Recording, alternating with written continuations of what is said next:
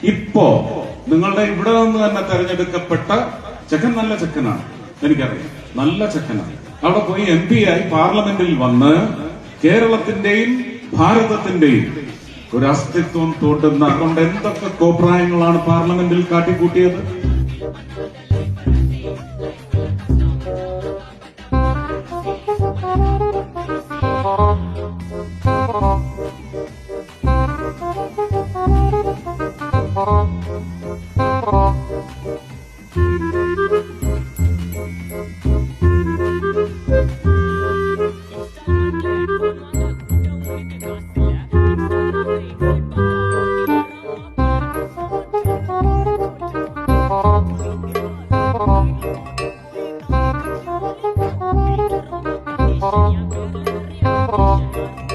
കൊണ്ട് എന്തൊക്കെ കോപ്രായങ്ങളാണ് പാർലമെന്റിൽ കാട്ടിക്കൂട്ടിയത്.